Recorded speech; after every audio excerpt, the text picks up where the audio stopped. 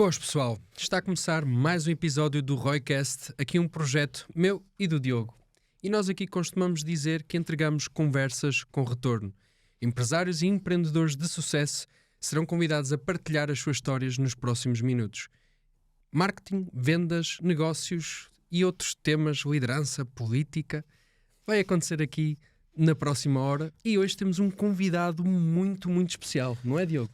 É verdade, sim senhor, um convidado muito interessante, que eu próprio sou seguidor, portanto vamos lá ver. 25 anos ainda, está quase nos 26. Ainda. Só para o ano, mas Exato. falta pouco. Licenciado em Ciências da Comunicação com um semestre de Erasmus feito em Relações Internacionais em Madrid.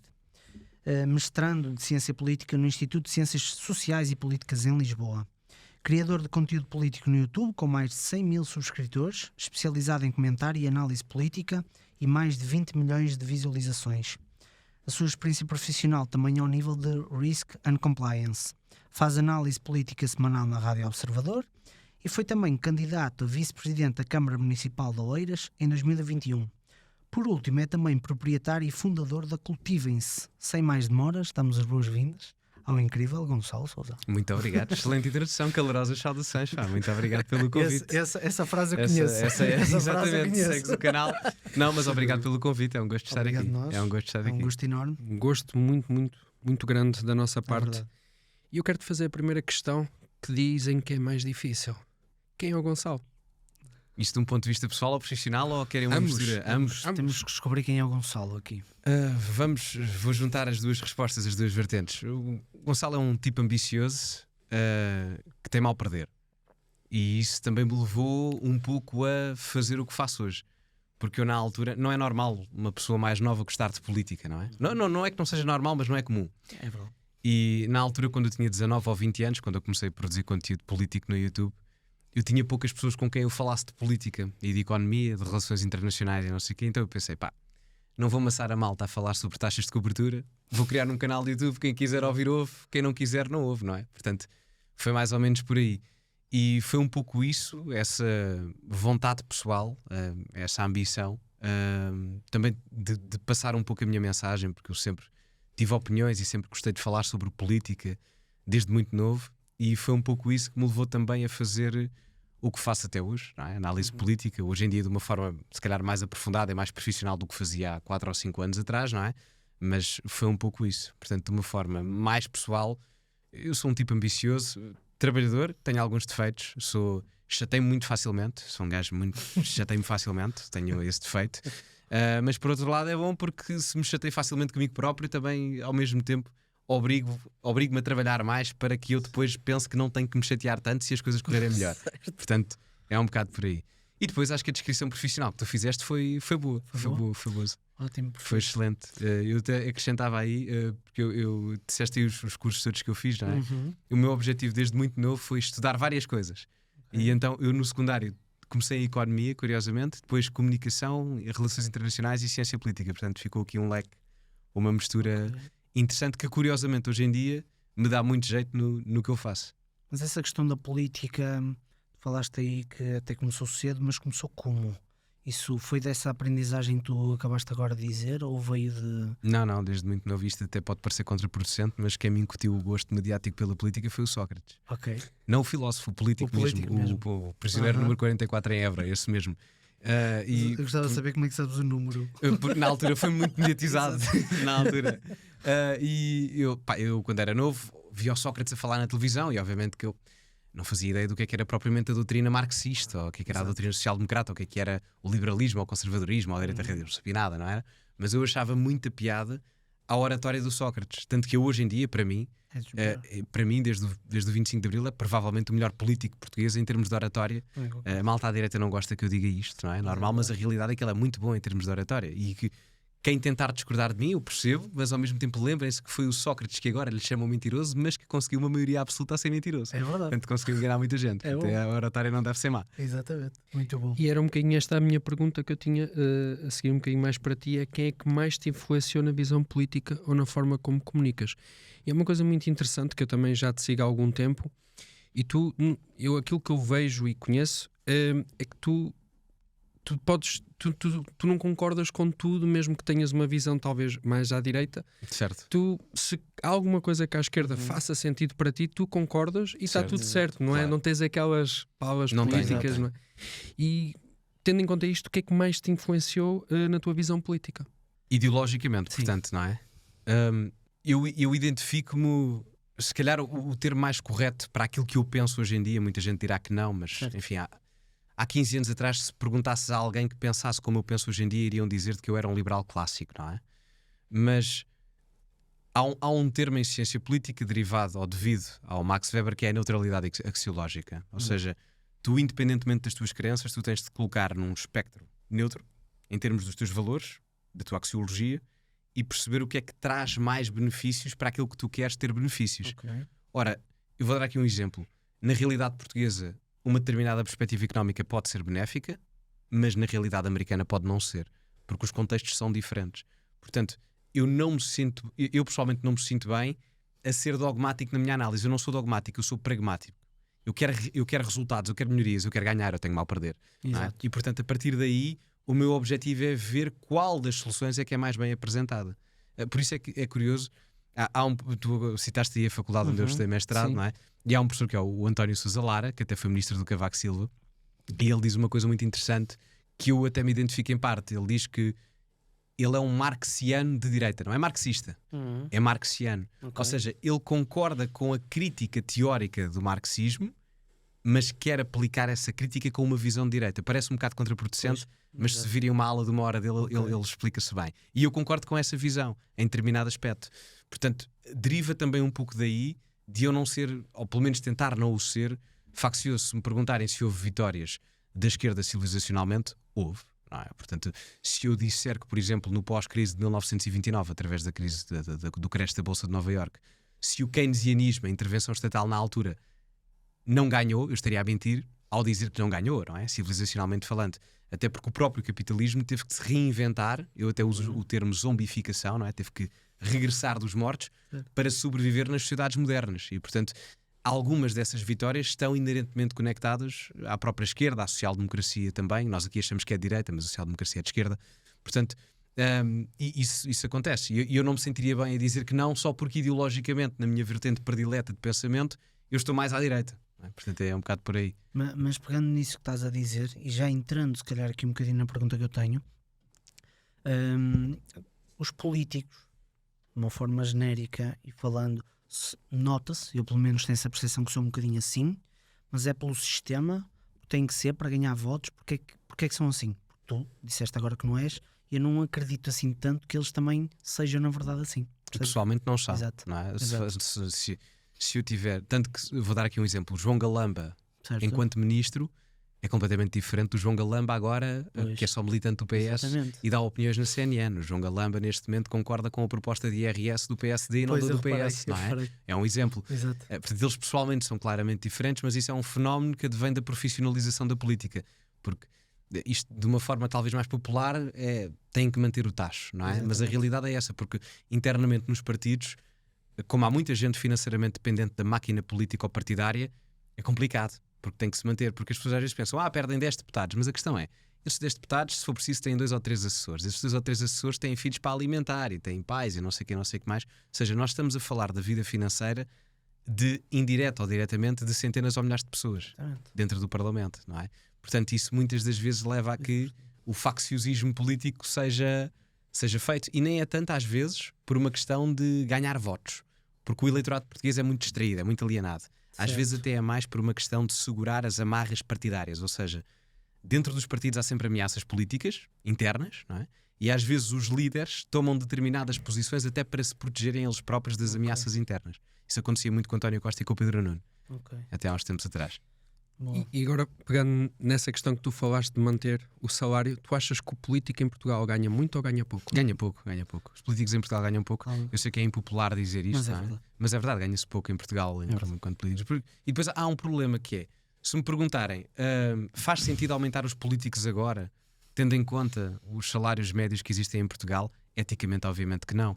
Agora nós temos é que perceber que se nós queremos os melhores na política, nós temos que pagar bem. Claro. Os melhores jogadores jogam no Real Madrid, jogam no Claro. Barcelona, não é? Obviamente que um clube de futebol não é um país, não é? Mas Não- nas empresas é igual. mas é exatamente a mesma coisa. Nós, para Sim. termos os melhores, temos que pagar bem. É verdade. Não é? Portanto, nesse aspecto, os políticos em Portugal até deviam ganhar mais, a meu ver. Eu antigamente, quando trabalhava por conta de outrem, que tenho o meu negócio, eu achava que ganhavam muito, não é? É verdade. Hoje eu sei o que é o peso da responsabilidade de estar à frente de muitas pessoas. Sim. Estamos a falar de governar um país, não Não, estamos a falar de governar um cafezinho. E deixa-me só dizer-te uma coisa, que é ser político não é um trabalho assim tão bom, porque Explica para- isso lá para casa. porque às vezes as isso- pessoas não Exato. compreendem porque Pois é. e tal é o tacho. Isso, É assim, isso. o trabalho de deputado não é propriamente um trabalho garantido. Por exemplo, eu vou-vos dar um exemplo. Os deputados que agora foram eleitos em 2024, até há 3 semanas estavam assim para saber se o orçamento do Estado era aprovado ou não, porque se não fosse aprovado, íamos a Exatamente. eleições e muitos deles iam ao ar em alguns partidos. Exatamente. Isso. Portanto, não é assim tão. Obviamente que, ok, ganha-se 3.600 Não. líquidos, uma coisa assim Uma do coisa género, assim. não sei quanto é que é, mas as ajudas de É custo por e aí. tal, mas é por aí. Mas é uma coisa que pode durar 1 ano, ou meses, ou 3 anos, não é? E depois Eles são proibidos de ter outro tipo de fundo de rendimento ou é impressão minha? depende.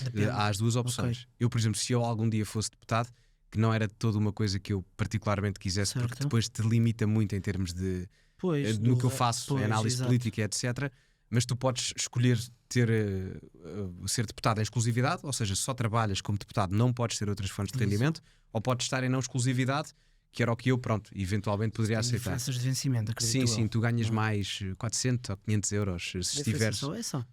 Acho que não te quero estar a equivocar, Sim, sim, mas sim. não é assim, não Mas está já longe sabe. desses valores. Um ganha 4.000 e pouco e o outro é 3.600. É O pouca exclusividade diferença. ganha mais. Sim, Pronto. sim, sim. É Mas é isso. pouca diferença. Mas Sim. eu acho que os deputados deviam trabalhar. Pois, Eu acho que exato. deviam trabalhar, porque era uma forma de compensar aquilo que a função pública já lhes paga, os contribuintes já lhes pagam, não é? Percebo. Portanto, era Sim. para equilibrar a balança. E pegando também no que o Daniel disse e pensando um bocadinho no que aconteceu agora na política recentemente, porque isto é recente, não é? Ou seja, do PS passou para PSD, isto mudou muito lá para casa. Porque diz-se que PSD é de direita, PS é de esquerda, é o que se diz, não é? Mas isto mudou assim tanto, está tudo igual. Qual é a tua visão lá para casa mesmo, para as pessoas começarem a entender um bocadinho nisto? O PS e o PSD, ideologicamente, partem ambos da mesma filosofia. Isto em termos de política mesmo, de teoria política. São dois partidos social-democratas. A diferença é que o PSD acaba por agregar algumas pessoas de direita que o PS não tem. Mas a índole de um partido social-democrata nasce dos movimentos trabalhistas do século XIX na Alemanha. Uma corrente de uma evolução do marxismo à esquerda. Sim. E portanto um partido social-democrata nunca será de direita. E aliás, nunca nenhum líder do PSD até hoje disse que o partido era de direita. Nenhum. Nem o Passos Coelho, que talvez tenha Que era sido o mais mais à à direita, disse. Aliás, se forem pesquisar agora, quem estiver a ver, se for ver no Google declarações, o Passos Coelho na altura até disse: o PSD não é um partido nem de esquerda nem de direita.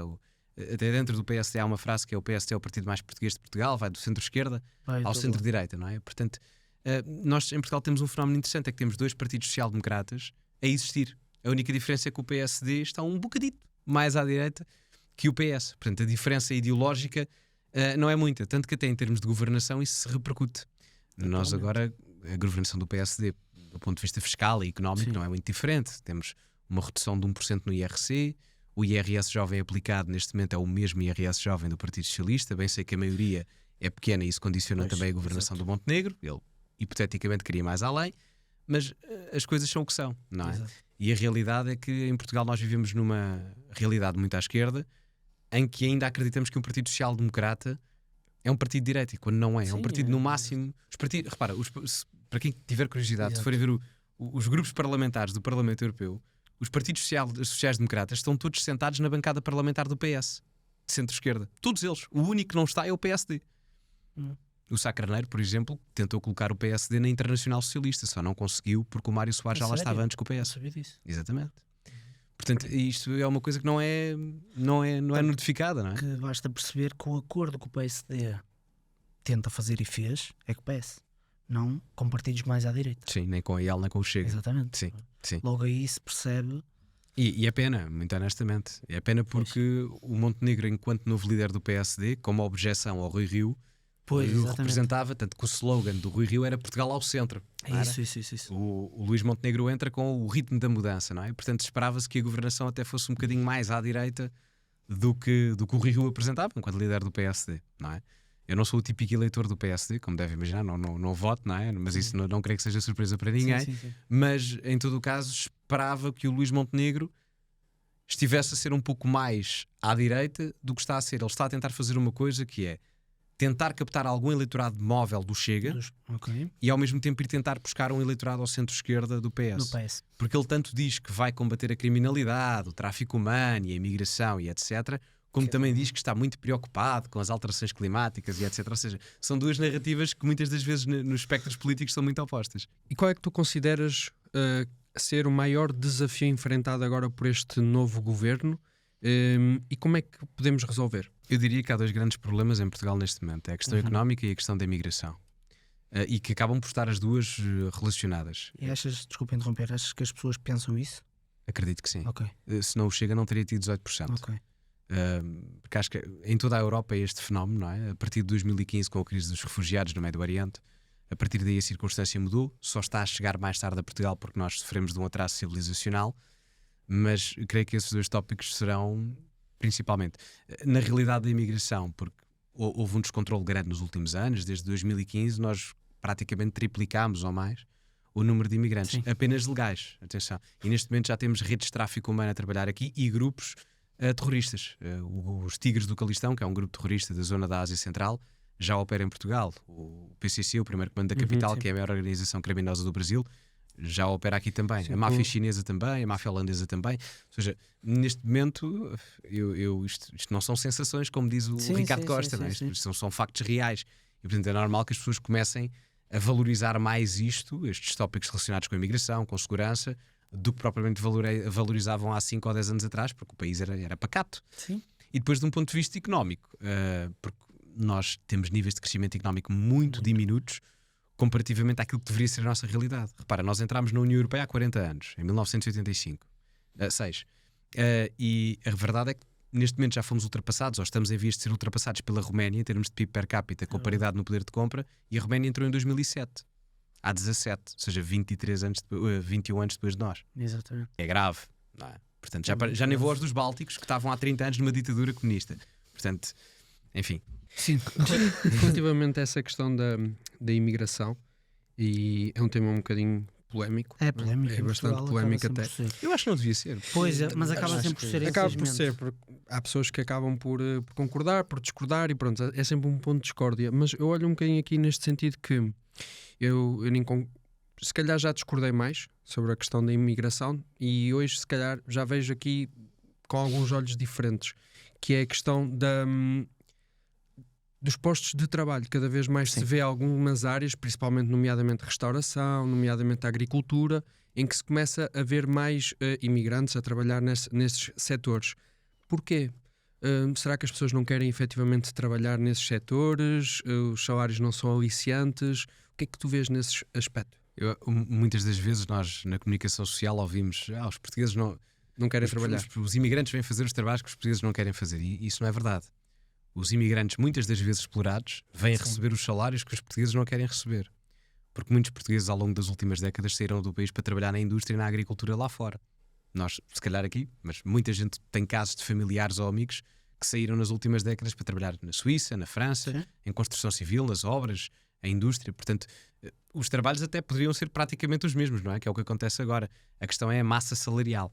Nós aqui em Portugal temos salários muito baixos, o esforço fiscal que nós temos é muito superior. Nós, para pagarmos 50% de imposto aqui, temos que ganhar muito menos dinheiro do que, por exemplo, na Alemanha. Eu, para pagar 50% de imposto na Alemanha, tenho que ganhar centenas de milhares de euros. Aqui basta-me ganhar 60 mil, ou uma coisa assim. É, já é E uma o custo de assim, vida portanto, já sempre, começa a sempre. ser superior também. em Exatamente, Pois, especialmente é, as grandes metrópoles. Exatamente. Portanto, a questão é mais uma questão salarial. Agora, como é que nós revertemos este problema? A imigração vai sempre existir e sempre existiu. Portanto, é um processo perfeitamente normal. Agora, ela tem que ser regulada consoante as necessidades dos setores de atividade económica em Portugal. E não é o que tem acontecido. Não. Porque nós não temos a atividade a ser regulada propriamente, e nós vemos muitas das vezes em TVDEs. Já houve casos em que, por exemplo, as pessoas chamam um TVDE, têm uma pessoa identificada na foto e depois não é a pessoa que foi no verdade, carro. é não é? verdade, Há é vários verdade. casos que já foram publicados sobre isto. E isto Já é me grave, aconteceu. não é? Portanto, em termos... Pois, exato, aconteceu. pronto. E isto é grave, não é? Isto não é legal. Ora, Exato. isto massificando torna a situação particularmente complicada. Portanto, nós precisamos efetivamente de imigração em determinados setores de atividade. Isto sempre aconteceu, sempre vai acontecer, agora de forma regulada, que não é o que tem acontecido. Nomeadamente a seguir a 2017, a lei da nacionalidade, que permitiu que muita gente, agora aqui em Portugal, possa ter a nacionalidade portuguesa sem sequer conseguir falar muito português fácil, fluentemente. não é? Não é? Exato. Portanto, É muito fácil. E se me permites, nós falamos muitas vezes sobre isto, sobre a questão dos salários, melhores salários, Sim. a questão do aumento do salário mínimo, e que temos visto cada vez mais o salário mínimo está-se a aproximar do salário médio. Na realidade, olhando assim um bocadinho no aspecto como dono da empresa, há um aumento de um salário mínimo, mas não há uma redução de impostos, a maior parte das vezes. Não é na maior parte. quem é que são? Exato, não há. Exato. Não há. Não é. Exato. E depois nós vemos, por exemplo, preços de supermercado que aumentam, normal. uma série de coisas que acaba por aumentar. Ou seja, acaba por ser um bocadinho falacioso, porque o salário aumenta, mas o poder de compra não, das pessoas. E muitas vezes até as próprias empresas acabam por sofrer um pouco nesse sentido, não é? Porque têm que pagar Certíssimo. efetivamente mais. Aumentar por decreto é sempre uma ótima ideia. É, pois, claro, como se Não é? isso, se o decreto aumentasse a riqueza Exatamente. normalmente, não é? Mas é que depois as pessoas não percebem que aumentar o salário mínimo indiretamente pode gerar aumento de inflação. Claro, mais dinheiro a rolar. Porque Vai se eu existir tenho na que pagar economia. mais salário, significa que para eu manter ou aumentar as minhas margens de lucro como tinha antes, basta manter, eu vou ter que aumentar os preços. Por isso é que aumentar impostos também não funciona, porque se eu tenho custo a produzir e tenho custo no imposto, se aumentas imposto em termos de IRC, por exemplo, eu vou ter que aumentar o meu preço de venda para conseguir manter a minha margem de lucro. Por isso é que quando eu ouço às vezes o Bloco de Esquerda e etc, temos que taxar as empresas. É o que eles dizem. Vocês não estão a taxar as empresas, vocês estão a gerar inflação ao contribuinte, porque é ele que vai pagar esse aumento de impostos, não é a empresa. É verdade, é verdade. A realidade é essa. E chateia-me um bocado. E é giro porque há alguns países até sociais-democratas. A Dinamarca, por exemplo, não tem salário mínimo, que é um método interessante. Eu acho que o salário mínimo não devia ser o debate principal em Portugal. O nosso debate principal aqui em Portugal não devia ser aumentar o salário mínimo 20 ou 30 euros. O nosso debate principal em Portugal deveria ser aumentar a riqueza Claro, genericamente, Claro. de forma cíclica, porque isso iria trazer mais riqueza à classe baixa, média e alta.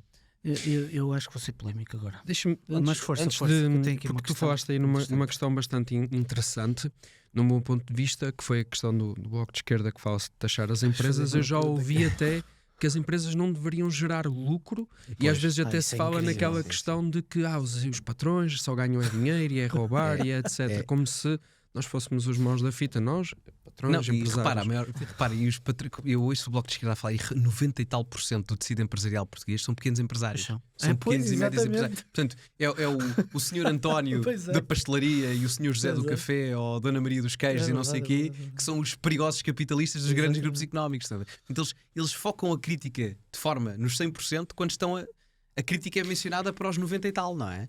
Mas eu faço uma questão, que isto tem-me feito alguma confusão ao longo do tempo. Mariana Mortágua, certo? Estou a dizer certo. Ela é doutorada em Economia, achou. É. Sim, mas isso não quer dizer nada. Certo. Mas percebe alguma coisa de economia? Digo eu, vou supor.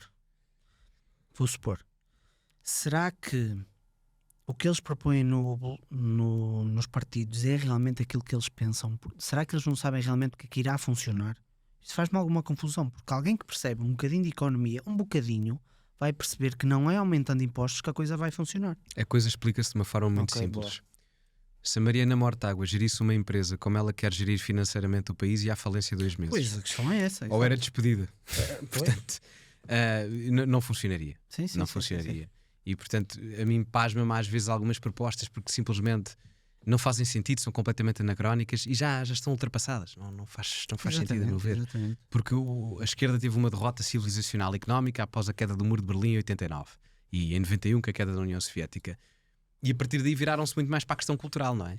Mas de vez em quando ainda têm que ir buscar questões económicas que tentaram reformular, mas mesmo assim eu às vezes ouço coisas do Bloco de Esquerda que não faz sentido absolutamente assustador, nenhum. Por exemplo, assustador. agora debateu-se os impostos aos super, Ai, hiper, sim, mega sim, ricos, ou o imposto Elon Musk, etc. E até veio o Rui Tavares dizer que queria implementar um imposto, ou não queria, mas que falou dos 91% que eram implementados nos Estados Unidos na altura do Eisenhower. Eu vi isso. O problema é que alguém que seja multimilionário ou bilionário Não está cá. está num determinado regime fiscal em que lhe dizem: olha, vais pagar 91%. Então, olha, eu pego no meu jato privado e vou-me embora para um país onde pago menos. Obviamente. Por isso é que os Estados Unidos, depois do Eisenhower, passado umas décadas com o Ronald Reagan, baixaram esse imposto de 91% para 28%. Porquê? Porque não conseguiam atrair a maior parte desse capital. Porque a realidade é que esses hiper, ultra, mega ricos, muitas das vezes, não digo que sejam todos, mas muitas das vezes, investem na economia. O Elon Musk é um exemplo disso, não é? Mas há mais. Portanto, estamos a retirar possibilidade de investimento em grande capital à economia. Ou seja, estamos a retirar empregos, ou seja, estamos a retirar criação de riqueza. De forma indireta, mas estamos a retirar. Sem dúvida, sem dúvida. Falando aqui um bocadinho da Europa e do que tem acontecido, também guerras, etc, etc. Fala-se muito, eu já ouvi falar muito sobre isto, sobre a Europa que tem o destino traçado, Portugal está na Europa. Como é que vês esta situação da Europa num panorama global? A Europa enquanto unidade? Enquanto unidade, exatamente. Eu acho que a União Europeia é um projeto falhado. Vai acabar, não sei quando é que vai acabar. Não é uma questão de se, é uma questão de quando. Mas porquê? Porque o ciclo da União Europeia foi construir-se desde uma...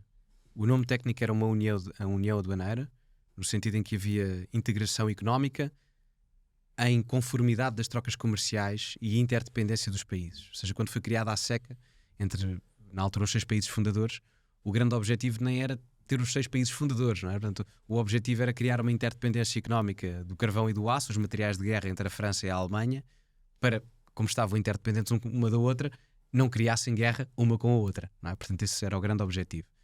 Só que depois da criação da União Aduaneira veio, enfim, mais tratados que permitiram maior integração política à União. E a questão é, uma coisa é termos uma zona de integração económica, outra coisa é termos uma zona de integração política. Nós, Portugal, entramos para a União Europeia em 86, enquanto ela ainda era uma União Aduaneira, ou seja, nós tínhamos a abolição dos direitos aduaneiros, ou seja, não havia impostos nas trocas comerciais de bens e serviços. Passámos em Maastricht para 93 para a zona de livre circulação de bens, serviços, capitais e pessoas, e eu acho que isso foi o apogeu da qualidade institucional da União Europeia. A partir daí, o que a União Europeia tentou fazer é algo que é impraticável, porque não se pode aplicar aqui. A União Europeia, a partir de Maastricht de 93, tentou replicar os Estados Unidos, mas na Europa. O objetivo da Europa, ou da União Europeia, nos burocratas de Bruxelas, é transformar a Europa nos Estados Unidos da Europa. Mas isso não pode acontecer. Ou melhor, pode, mas vai ser um desastre. Porque nós não fomos uma civilização, a Europa não foi criada from scratch, não foi criada do zero como os Estados Unidos o foram no século XVIII. Nós temos milhares de anos, Portugal tem quase 1000 anos, não é? Há países com centenas de anos que já tiveram morfologias geográficas completamente diferentes, há línguas diferentes, há culturas diferentes e principalmente há interesses de política externa completamente dispares. A União Europeia, com o Tratado de Lisboa, passou a ter personalidade jurídica. Foi em 2009, foi o último tratado da União Europeia. E isso é um grave problema, porque ao ter personalidade jurídica significa que a União Europeia pode representar-se a ela própria em detrimento dos outros 27 países. Certo. Ela fala a uma só voz a nível externo pelos 27. E a mim, enquanto português, quem é que me garante que o interesse dos burocratas de Bruxelas que me vão representar na OMC, por exemplo, na Organização Mundial do Comércio, são os interesses de Portugal ou da maior parte dos portugueses? Nada me garante isso. E isto é só em termos económicos. E em termos de política externa, mais complicado ainda. Por exemplo, a Hungria está ali à porta da guerra da Ucrânia. Se calhar a preocupação deles com a Ucrânia é muito superior à nossa, que no sul da Europa, enquanto portugueses, espanhóis, italianos ou gregos, a nossa preocupação com a guerra da Ucrânia é alguma, obviamente, Sim. mas se calhar estamos muito mais preocupados com a imigração do norte da África, por exemplo, não é? Portanto, tentar monopolizar aquilo que é a visão de política externa de 27 países europeus com histórias completamente dispares, línguas diferentes, etc., é impossível. E essa é a vontade da União Europeia e vai acabar por falir. Não sei quando é que vai, mas vai acabar por falir. O que eu acho que pode acontecer, e eu gosto da União Europeia, até Maastricht, 93, eu gosto da União Europeia. O que eu acho que pode fazer a União Europeia reavivar-se, no caso, é um tratado retracionista. O que é que eu quero dizer com isto? Todos os tratados da União Europeia até agora, Roma em 1957, o Ato Único Europeu em 85, Maastricht em 93, Nice em 2001, Amsterdão em 97, o de Lisboa em 2009, todos eles tinham um objetivo: retirar soberania nacional aos Estados-nação e colocá-los nas instituições supranacionais europeias. Ora, nós já chegámos longe demais. Longe demais. A autonomia nacional deixou de existir. Deixámos de ter um intergovernamentalismo para termos um supranacionalismo excessivo. E a única solução, ao meu ver, é criar-se o primeiro tratado que irá retirar poder às instituições europeias e devolvê-lo aos Estados-nação, para criar um equilíbrio institucional melhor entre aquilo que devia ser uma... Havia uma nomenclatura que se dava à União Europeia que era uma federação de Estados-nação. mas eu prefiro chamar-lhes quase Estados-nação agrupados federalmente. Não quero uma federação, estás a ver, mas prefiro Estados-nação em termos de cooperação. Federação não, mas cooperação. Certo. Acho que é mais vantajoso por aí. Ok. Muito bem. Muito bem. Tenho aqui uma perguntinha, mais até pessoal. Sim, é pessoal. Tem a ver aqui com a tua saída do Chega. Eu queria perceber aqui, primeiro, como é que vês o futuro deste projeto político, porque é um partido recente, Certo. portanto, se bem que tem-se visto aqui algumas mudanças, mesmo a nível de ideais, etc., do que eventualmente existiam. E eu tenho uma questão também para ti que tem que ver com: é dependente completamente de André Ventura? Se o André Ventura sair de cena, achas que um projeto político como o Chega se mantém? O que é que vês aqui e como vês o Chega no futuro? Eu acho que o Chega tem possibilidades de ter uma votação mais alta do que a que teve em 2024 agora. Isto porquê? A vizinhança europeia é de tendência de crescimento dos partidos da direita radical. A AfD na Alemanha é o segundo partido mais votado, com 24, 22, 25% à volta disso. Em Itália, Giorgia Meloni é governo com Matteo Salvini. Nos Países Baixos, Geert Wilders ganhou com 35% e as sondagens a determinada altura até lhes davam 49%, agora no pós-eleições já. Portanto, a tendência europeia é para um maior aglomerar de tendência de voto nos partidos da direita radical.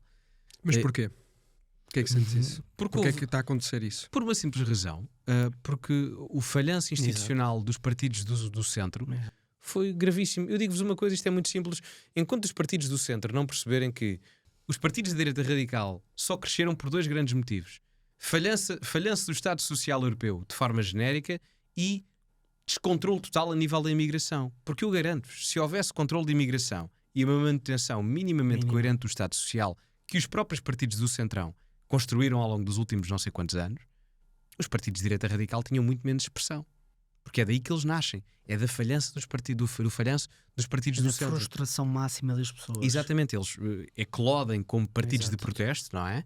Mas apresentam já soluções, institucionalizam-se. Caso contrário, por exemplo, a AfD na Alemanha não tinha 23% ou 24%. Giorgia Meloni não era governo. Portanto, o Geert Wilders ainda mais. Portanto, o mesmo vai acontecer aqui em Portugal, creio eu, só que demora mais aqui a chegar. Certo. Demora mais. Nós seguimos normalmente o que acontece em Espanha. O Vox caiu depois de ter crescido muito. Pois, a questão mas nós, nós aqui na Península Ibérica somos um bocado contra a corrente. Portanto, também há isso. Se fôssemos agora a eleições, eu não acredito que o Chega tivesse tantos deputados. Não acredito. Mas não ia baixar muito. Uns 10, 15, não sei. Para a volta disso. Mas daqui a 3 ou 4 anos, não sei. Por exemplo, se a situação da imigração na Europa não se resolver, continuar a deteriorar-se, etc., se o governo não apresentar efetivamente uma alternativa àquilo que foi a governação de António Costa, porque a brincar são 7 meses, mas já houve alguns escândalos. É a fuga dos prisioneiros em Val dos Judeus, foram os incêndios no verão, é agora o INEM e o Ministério da Saúde. Portanto, tudo isto capitaliza os partidos da direita radical. E, portanto, isto ao continuar assim, isto poderá dar um aglomerar de votos ao Chega. Ao Chega, não ao André Ventura. Percebes a minha Pois, questão? a tua pergunta. Pois, esta era a primeira parte da pergunta. ok. Depois estavas-me a perguntar se eu acho que o Chega... Sim, porque fala-se muito disso da comunicação social, verdade? O Chega, eu acho que há uma dificuldade no Chega em ter alguma pessoa do mesmo nível mediático que o André Ventura. Talvez a pessoa mais próxima disso, Rita Matias. De longe. E eu acho que ela dava uma excelente candidata a Lisboa. Eu por acaso ontem estava a ver uma notícia do Observador sobre quem é que iria ser o candidato a Lisboa do Chega. E eu não sou o André Ventura, não é? Sim, mas sim, em termos de análise política, eu se fosse ele jogava pelo seguro, mas arriscando. Ou seja, eu acho que ele falhou nos candidatos à Câmara Municipal de Lisboa em 2021 com o Nuno Graciano e falhou agora em 2024 com o Teja às Europeias. Eu acho que ele podia fazer uma jogada segura, mas arriscada ao mesmo tempo. Arriscada porque a Rita Matias é jovem, tem 27, ela tem mais um ano que eu, mais ou menos, ela tem a minha idade. E era uma candidatura de ruptura e arriscado por causa disso, mas ao mesmo tempo era seguro porque é a segunda cara do partido. Portanto, estrategicamente falando, se me perguntasses quem é que poderia suceder ao André Ventura no Chega, seria ela, indiscutivelmente. Agora, se há capacidade para manter a nivelação com o André Ventura, complicado. Pois, a minha questão Muito tem complicado. mesmo a ver com isso, porque lá está, fala-se e eu próprio também sinto isso, que o Chega cresceu muito na base do mediatismo de André Ventura Certo. e na excelente comunicação que ele tem, que ele é muito bom Sim, a sim, sim. comunicar. Ele, assim, para mim, a seguir ao Sócrates é o Pois, melhor. ele é muito, muito bom. Saindo de cena, é possível o Chega a crescer? Ou ainda vai estar ali numa zona de estabilização, digamos assim, e depois é que eventualmente as pessoas se habituam ao novo líder, não é? Tem sempre que haver aqui uma Sim. habituação. Vamos tentar tornar isto um pouco mais analítico. Nas eleições a que o Chega se candidatou sem André Ventura, ou seja, Pois. nas eleições europeias, nas 2 eleições da Madeira e nas eleições dos Açores, a percentagem foi exatamente a mesma, muito próxima, 9-10%. Ok. Portanto, eu diria que o eleitorado Chega são 9-10%, mais ou menos. Ok, interessante. Que curiosamente é mais ou menos a percentagem que o CDS muitas das vezes tinha antigamente. Portanto, até podemos dizer, hipoteticamente, que houve até alguma migração de voto. É porque o CDS agora não tem 1% ou qualquer coisa assim do género. Agora, o André Ventura é um pouco como o turbo nos carros, Pois, não é? exato. O eleitorado Chega a 9-10%, o André Ventura coloca ou chega a 18%, é o turbo que permite isso. Porque o próprio André Ventura, aqui em Portugal, a malta diz que ele é de extrema-direita e não sei o quê, mas ideologicamente, Exato. o Ventura é um moderado. Basta O perceber Ventura, a história dele. exatamente, o É. Ventura, ele pode ter um discurso na forma radical, mas ele no conteúdo não é radical. O Chega, por exemplo, nem sequer é da ala mais radical do Parlamento Europeu. O Chega, por exemplo, no leste da Europa, eu tenho até alguma dificuldade se, por exemplo, numa Hungria ou numa Eslováquia o Chega era considerado um partido de direita radical. Portanto, enfim. Mas em todo o caso, eu acho que o Chega pode crescer sem o André Ventura, porque daqui a 10 anos nunca ninguém Sim, sabe, não é? exato.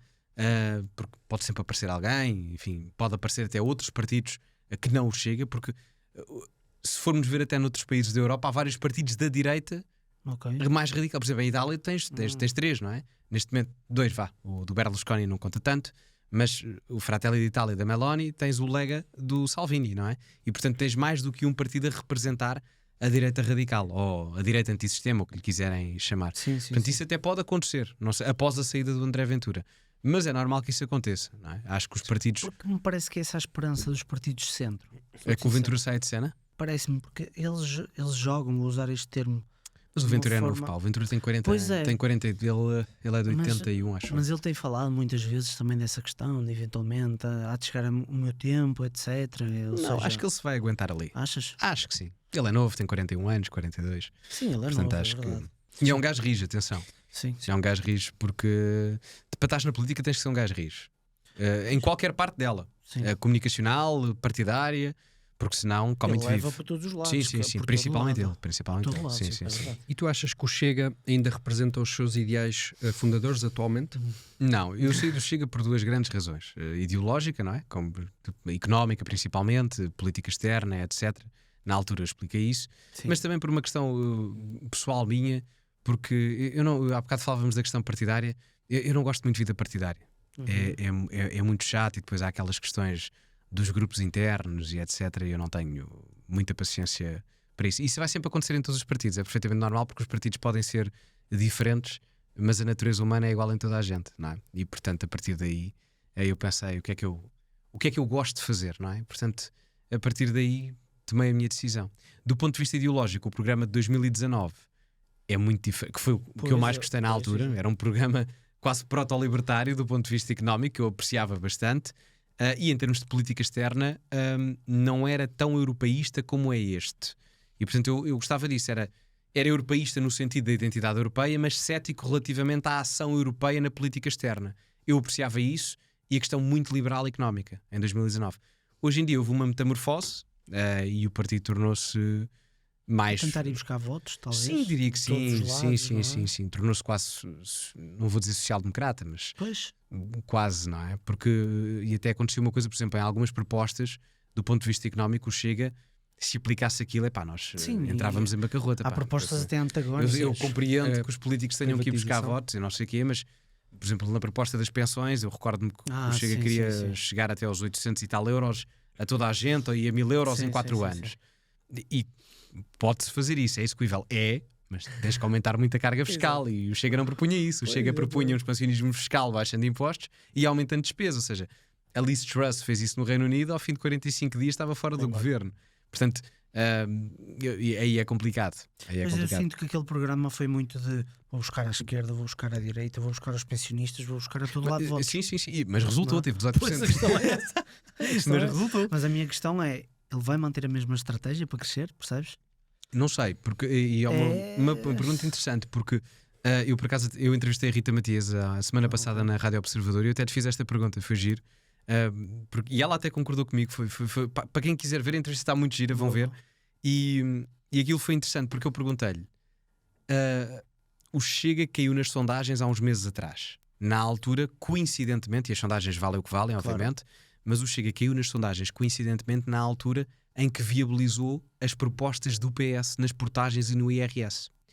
Ou seja, pode ter sido uma coincidência ou não, mas pode ser que alguma parcela do eleitorado do Chega, não fixa, aqueles 9, 10% voláteis, tenha ficado algo desagradado com isso.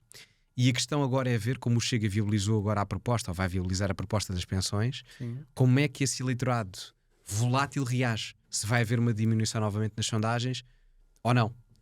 Portanto, será interessante ver isso. Se bem que não temos eleições até, no mínimo, 2027. Portanto, sim. Porque agora... As presidenciais não permitem que em 2026... Exatamente. E até nessa questão tu já referenciaste aqui um bocadinho a tua saída do Chega, ou seja, começaste a analisar para ti o que é que efetivamente tu gostas. Eu sempre fiz isso, sabes? Mas eu sei que estando nos partidos é complicado e às vezes não muito conveniente teres alguém que queira fazer isso, percebes? E portanto, se eu quero uma coisa diferente da instituição onde eu estou, quem tem que sair sou eu, não é? Portanto, tens que tomar o ato de responsabilidade. E tu tencionas a voltar a envolver-te formalmente na política ou preferes manter o papel de analista, comentador? A curto prazo, certamente que não. Mas nunca dizes que não, não é? A longo prazo, não sei, nunca digas nunca, Exatamente. não é? Mas a curto, médio prazo, certamente que não. Isso garante, certamente que não. Só se me candidatar independente à Câmara de Oeiras daqui a 5 anos, quando o Isaltino Moraes sair. Exato. Pois, tem que ser aí. Tem que ser aí era que giro. ele ganha. Exato. Não, mas falando agora a sério, não. Política partidária, porque essa talvez a nível pessoal foi mesmo. Não gosto, não sei explicar analiticamente, não é a minha cena, política partidária. Sim. Não gostei, prefiro muito mais. Ser mais livre. Gosto de ser livre. Exato. Gosto de ser livre, gosto de pensar Pela e gosto de cabeça. dizer aquilo que. Lá estás sempre que um me bocadinho, apetece dizer. se calhar Sim, muito sim. condicionado. E atenção, eu não tenho razão, obviamente tentam sempre, é política, tentam sempre fazer estas coisas, não sei, mas conheci lá gente espetacular, Claro, muito boa gente e chateia mais vezes as caracterizações que fazem das pessoas do Chega. É que uma coisa é criticar os partidos, não é? Outra coisa é às pessoas do Chega genericamente, Mas porque acho que isso constantemente. sim, e acho que é um bocado, porque também não se deve fazer, também não gosto de fazer isso à malta do Bloco de Esquerda em si, percebes? Porque uma coisa é as ideias do partido e podes criticá-las à vontade, outra coisa são as pessoas. E cair no erro de generalizar, não é? Sim, exato. É muito interessante que fala-se em Portugal muito da direita radical, mas não há esquerda radical em Portugal. Em termos de ciência política, é o PCP e o Bloco de Esquerda. Pois. São, uma coisa é a minha opinião, outra coisa é o que está academicamente explícito. Mas em termos académicos, o PCP e o Bloco de Esquerda e o Chega enquadram-se dentro daquilo que são partidos demo-radicais, democráticos radicais, ou seja, aceitam o jogo democrático, mas querem mudá-lo radicalmente, não no termo do regime, mas no termo da articulação do sistema. E é um pouco por aí, porque o Bloco de Esquerda também apareceu há 20 e tal anos como partido antissistema. Exatamente. Só que à esquerda, Exatamente. não é? O PCP é um bocado diferente, mas enquadram-se aí, são partidos democráticos, mas radicais. Embora, na minha opinião pessoal, o radicalismo do Bloco de Esquerda é muito superior ao radicalismo do Chega, por uma simples razão, é que o país está tão virado à esquerda que é muito mais fácil ser-se radical à esquerda do que propriamente radical à Mas a direita. narrativa da comunicação social é completamente contrária dessa, não é? Sim, completamente. Até porque supostamente, eu não tenho a certeza disto que eu vou dizer, mas a Constituição nega partidos de extrema esquerda no... Não. Nega a existência de partidos ou organizações, ou enfim, o que quiser, instituições, com um propósito fascista. Ok. Mas no preâmbulo da Constituição... Só fascista. Só fascista. fascista. Comunista Engraçado. não. Que engraçado. E o comunismo até tem uma... disso. O comunismo até tem uma nomenclatura que é o social-fascismo também. Portanto, até é curioso que isso aconteça. E no preâmbulo da Constituição Portuguesa ainda lá está escrito que caminhamos como objetivo para caminharmos para uma sociedade socialista e etc. Portanto, isso ainda lá está. Segundo dizem, os partidos fascistas, não é? O nazismo nasceu da esquerda. É assim, eu não diria isso porque eu não quero dizer, ou seja, há muito, a direita usa, lá está a minha neutralidade axiológica, não é? A direita muitas das vezes usa isso por vários motivos. o grande ideólogo do fascismo, que era havia o Benito e Mussolini, não é? Mas o ideólogo dele, o grande ideólogo da vertente fascista, foi criada pelo Giovanni Gentile, que era um neomarxista, curiosamente. E o Benito Mussolini era do Partido Socialista Italiano, antes de formar o Partido Fascista. E, portanto, a direita muitas das vezes pega nisso. Eu não diria que o fascismo é de esquerda. Agora, há um fundo de verdade no porquê da direita se aproveitar disso. Qual é que é aqui a questão? É que o fascismo vai beber à questão marxista das classes. Ou seja, enquanto que nos termos tradicionais do século XX os comunistas queriam atingir o poder e queriam uma revolução do ponto de vista ortodoxo, se fosse preciso em termos de violência, revolução ativa, faziam-no. Os fascistas queriam exatamente através desse dogma marxista da divisão das classes contra as elites, mas queriam fazê-lo de forma diferente. Enquanto que os comunistas ortodoxos o que queriam era fazer crer às massas que as elites estavam contra elas e, portanto, tinham que combater as elites, os fascistas pegavam nessa narrativa marxista também, mas heterodoxa, e o objetivo seria fazer crer às massas que as elites, no caso eles próprios, estavam no melhor interesse dessas mesmas massas. É completamente diferente. Sim. Ou seja, a base é a mesma, de um ponto de vista filosófico, mas a repercussão é diferente. Ambos vão beber ao marxismo, num caso ortodoxo, no outro heterodoxo, mas a repercussão da utilização da narrativa é que é diferente. E por isso é que a direita muitas das vezes diz que o fascismo é de esquerda, é sempre porque vai beber à questão marxista, mas muitos fascistas na altura não diziam que eram de esquerda nem de direita, eram a terceira via. Portanto, tentando ser o mais analítico possível, seria mais por aí. Não diria que o fascismo é de esquerda, embora vá claramente beber muito, vai beber claramente ao marxismo e não vai beber ao liberalismo ou ao conservadorismo e etc. Portanto, muito bom. Sim, senhor. Avançamos? Avançamos aqui para os jogos. Os jogos e jogos. Bora. Esta reação é boa, que às vezes acontece. Bora, os jogos é giro, pá. Os jogos é giro. Vamos lá, os jogos. Nós temos aqui o Dilemas de Negócio, um contexto muito simplificado, que está relacionado aqui com a política, um dilema, opções e depois é contigo. Ok. E aparecem aqui, não é? Exatamente. Ok. Contexto é que tu, neste momento, agora, precisamente, és um consultor político contratado por uma Câmara Municipal, ok? Para desenvolver uma estratégia que aumente o engajamento dos cidadãos nas decisões políticas e administrativas da cidade, ok? A tua equipa tem, portanto, liberdade para propor soluções criativas, mas enfrenta uma população diversificada, composta por jovens digitalmente conectados e uma geração mais velha, acostumada a métodos tradicionais de participação, ok? Certo. Portanto, tens de decidir qual é que é a abordagem estratégica a adotar para aumentar a participação cívica e a transparência no governo local, está ali um erro, mas só podes investir numa das opções devido aos recursos restritos, limitados que tu tens. Portanto, as opções são: criar uma plataforma digital de participação cívica, uma aplicação ao site que permita aos cidadãos votarem em projetos, propor ideias, acompanhar decisões em tempo real. Certo. Focar em assembleias locais presenciais, organizar reuniões periódicas nos bairros para ouvir as preocupações locais e fomentar debate político direto. Ou implementar campanhas de educação cívica, desenvolver programas educativos interativos em escolas, centros culturais e online para capacitar os cidadãos sobre os processos políticos e como podem participar ativamente. Se tiveres outras ideias, está ótimo. Eu nem sabia que havia opções, eu estava a pensar numa. Exato, força. Que era criar uma espécie de, não é universidade, mas universidade de verão, entre os jovens a lecionar os mais velhos em termos de conhecimento digital, para depois aplicar esta hipótese A. Ou seja, ao mesmo tempo que tinhas os jovens ocupados no verão a trabalhar, e eram pagos obviamente para isso, estavas a permitir que os mais idosos tivessem acesso a conhecimento digital, e ao mesmo tempo ambos os lados, jovens e mais idosos, tinham participação cívica ao ver e a estudar o que é que se estava a passar na Assembleia Municipal. Isto é uma hipótese válida? É válido.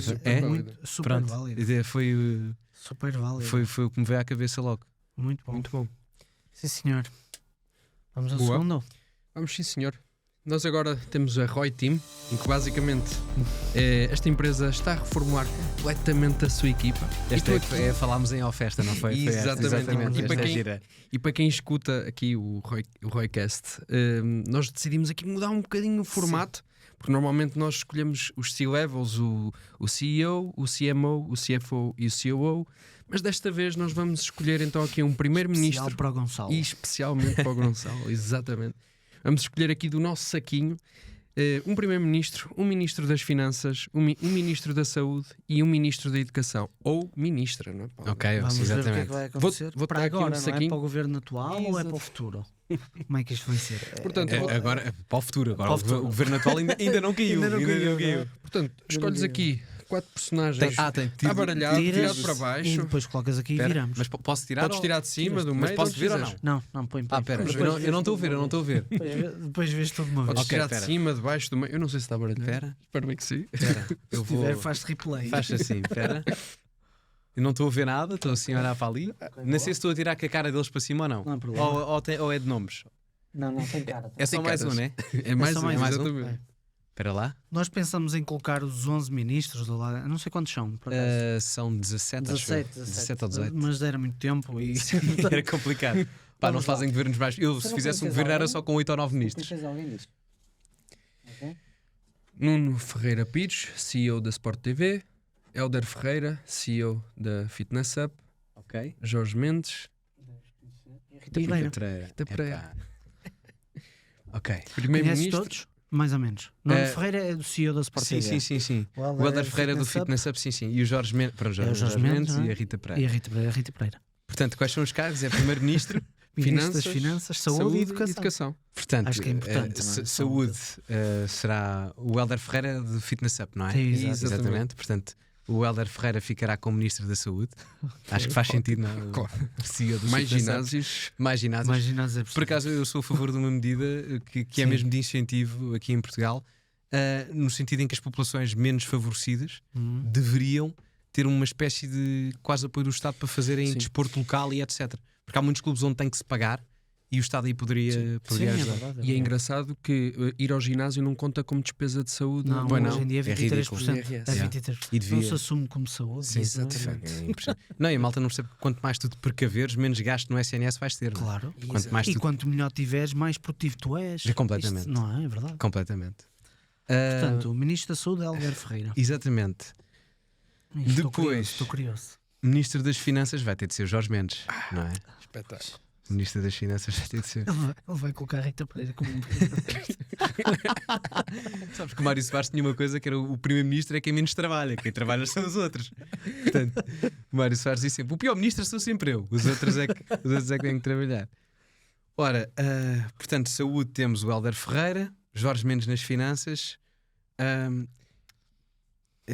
e depois é a educação e primeiro-ministro. Educação e primeiro-ministro. Primeiro-Ministro. Educação. Epá, Educação é assim, importante. a Rita Pereira, como fez os morangos com açúcar, teve muito tempo na escola. Portanto, pá, estou a tentar racionalizar isto. Rita Pereira na educação, Ok. não é? Ela também gosta muito das Influência nos quartas-feiras. mais jovens deve ter. E tem, não é? Não, Portanto, é acho que verdade. podia ser. Toda a gente ia conhecer a Ministra da Educação. Se eu perguntar quem é a Ministra da Educação agora, ninguém sabe. Ou o Ministro da Ora, Educação. lá está. Ninguém sabe. É não é? verdade, isto. Portanto, a Rita Pereira toda a gente ia saber. E o Nuno Ferreira Pires, Primeiro-Ministro. Primeiro-Ministro. Primeiro-Ministro. Tínhamos um bom Primeiro-Ministro. Para Primeiro-Ministro estava na dúvida entre ele e o Jorge Mendes. Pois. Mas eu quero utilizar o Jorge Mendes mesmo na prática financeira porque o país precisa. Pois precisa. Se precisássemos de mais visibilidade Certo. do que propriamente questão financeira, ok. eu metia Jorge Mendes a Primeiro-Ministro. Mas como eu acho que ele iria dar ali um boost porreiro, acho que Mas seria. o Jorge Mendes na Europa iria funcionar nos Conselhos Europeus. Exatamente. O Jorge Mendes para Presidente do Conselho Europeu era melhor que o muito Costa. forte. Era melhor muito que o Costa. forte. Era muito melhor que o forte. Costa. Muito bom. Portanto, faço assim a minha Sim, equipa. senhor. Olha, nós temos aqui uma pergunta final, em jeito de conclusão, que eu vou... Normalmente isto tem a ver aqui com negócios, Certo. e eu vou fazê-la, mas aqui numa lógica também de política, ou seja, eventualmente jovens que queiram entrar para a política. Portanto, a pergunta tem a ver com jovens que estejam em casa, ou não jovens, podem ser mais velhos, que queiram enverdar aqui no campo da política, no ramo da política, que passos é que eles devem dar, ok? Para eventualmente, vou dizer, não cometer erros que se calhar outros já cometeram, aqueles passos que eles devem mesmo fazer para conseguirem entrar aqui na política. A primeira coisa que eu acho que as pessoas têm que perceber é que política não são partidos. Política significa poder. E o poder pode-se ter em vários ramos. Portanto, não se deixem intimidar, não se condicionem por determinado tipo de instituições, empresas, partidos, seja o que for, escolas, o que seja, porque eu acho que o caminho da vontade individual, o nosso próprio pensamento, é uma mais-valia comparativamente a determinados agregados coletivos. Portanto, o meu maior conselho seria: façam. Se tiverem uma ideia, façam. Porque a política não são só partidos. E hoje em dia, com as redes sociais, nós podemos fazer muita coisa que não podíamos. A comunicação antigamente era unidirecional, era do emissor apenas para o receptor. Hoje em dia é bidirecional. Exato. Portanto, eu acho que o melhor conselho que posso dar, de uma forma genérica, é tentar, porque é preferível arrependermos do que tentámos fazer do que propriamente do que aquilo que não tentámos. E às vezes muita gente não começa por fazer alguma coisa por medo de reações alheias e etc. E a crítica vai sempre existir. Portanto, o medo de ser odiado ou de ser desgostado é das piores coisas que uma pessoa pode ter, porque desgostados vamos ser sempre. Sim, independentemente das decisões que se tomam. Sim. Portanto, eu acho que é arranjares ali um equilíbrio entre perceber que se recebes um elogio não és o maior do mundo, e se recebes uma crítica também não és o pior do mundo. Portanto, tens que ter ali aquele equilíbrio. Foi engraçado que faz essa questão da que hoje temos as redes sociais para partilhar as nossas ideias, apesar de já começar a existir aqui um bocadinho o lápis azul digital. Pois é verdade. Olha que eles andem aí. Eles andem aí. Mas é verdade. Nós já tivemos muito mais liberdade do que temos hoje em dia. E eu até vou fazer aqui um comentário. Eu trabalho muito na área de marketing, para quem não me conhece, eu trabalho muito na área da infoprodução, que é cursos online e literacia digital. E nós trabalhamos muito na área financeira, com muitas páginas que o grande propósito e objetivo delas é educar Portugal de forma entregar mais literacia financeira. Serviço público no privado. Exatamente. E eles sentiram muito essa missão, tendo em conta as sondagens que foram existindo ao longo do tempo. Inacreditável. Eu tenho cerca de alguns clientes, tenho 2, inclusive com páginas de 70 mil seguidores, de 20, 30 mil, que eles foram do nada bloqueados permanentemente no próprio Instagram. Mas porquê? O que é que... Sem nenhuma razão aparente. Isto está complexo. E cada vez mais tem-se visto páginas deste molde, não só financeiro, mas outras áreas de formação. Sim. Repara, na política isso acontece muito. E está bastante complicado. Nós estamos com alguns processos agora para tentar recuperar, etc. Porquê? Porquê que isto está a acontecer? E é uma questão que se deixa lá para casa para pensarmos um bocadinho porque mais. Dizem coisas que a quem manda não dá jeito. Possivelmente. Sempre foi assim, sempre será. Não é? Nós vivemos muito tempo numa... Eu não quero dizer numa ilusão democrática, não é isso, mas a democracia onde nós vivemos é uma espécie quase de ditadura eleita. É um bom termo. Até é um termo até politológico, sabias? Não que sabia. é uma... Olha, falámos do Weber há bocado, Max Weber usa isto, que basicamente tu tens diferentes elites que competem entre si e as pessoas depois escolhem quais são as elites que gostam mais. E portanto isso é uma ditadura eleita, o poder continua muito concentrado. Sim. Mas é assustador, porque estamos aqui a falar de plataformas que não estão em Portugal. Por acaso, engraçado. É essa. Exato. E eu, Não é? e agora tu falaste nessa questão da ditadura eleita, eu ouvi um comentário de um colega relativamente à China, em que ele dizia que as pessoas não estão preocupadas muito nessa parte porque já sabem com o que contar. E nós aqui andamos sempre numa onda do que é que vai acontecer, o que é hoje, não é amanhã. E eles não se preocupam tanto nesse sentido. Mas sabes qual é que é o grande problema disso? À parte do óbvio problema da censura em si, o grande problema é que tu depois não permites que a sociedade evolua como ela deveria evoluir, porque estás a retirar potencial de crescimento sociológico. Porque repara, se eu não tiver liberdade para pensar, eu não tenho liberdade para executar. Se eu não tenho liberdade para executar, como é que eu vou ter a possibilidade de ver novas ideias minhas e dos outros em prática? E isso é a grande vantagem da liberdade de expressão, é eu ter acesso às ideias más dos outros para eu perceber que não devem ser implementadas e às ideias boas dos outros que, por mais controversas ou polémicas que possam ser, possam trazer algo positivo para cima da mesa. E para mim isso é a parte pior disso tudo. Sim, porque ouve-se muito falar, eu ouço, seja comunicação social, seja o que for, que há determinadas ideias de determinadas pessoas que nem devem aparecer. Acho isso errado. Acho isso assustador. Primeiro, de um ponto de vista ético e moral, não é? Claro. E depois acho que as pessoas sabem que as ideias são más porque elas são expostas. Exatamente. E quando uma pessoa é má ideologicamente, se quiserem colocar assim de forma básica, não é preciso escondê-la. não é? Eu acho que mostrando as ideias más, as pessoas têm a sua capacidade de raciocínio para perceber, pá, pois isto realmente não vale muito a pena, não é? Eu acho que isso é o bom, não é? Porque o bom da liberdade de expressão Sem é eu dúvida. poder ver que há ideias que são más. Porque Exatamente. as ideias más, quando são expostas, aí é que tu podes identificar que elas são mesmo más. Ou as boas, no caso, Sim. e vice-versa. Portanto, é um bocado Sem por aí. dúvida. Olha, chegamos ao fim deste episódio. Foi um gosto, pá. Foi um Espetacular. gosto Foi Parabéns. bom. Enorme. Continuem. Obrigado.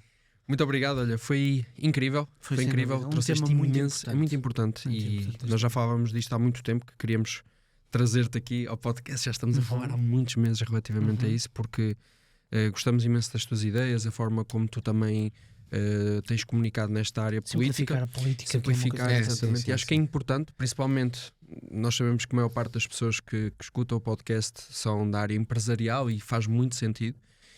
E queria também agradecer quem está ali do outro lado, em casa, no carro ou noutros lugares, a escutar este podcast ou a ver. Continua a deixar o teu like, a partilhar, a comentar, dar-nos o teu feedback sobre este episódio ou quem é que gostarias de ver aqui.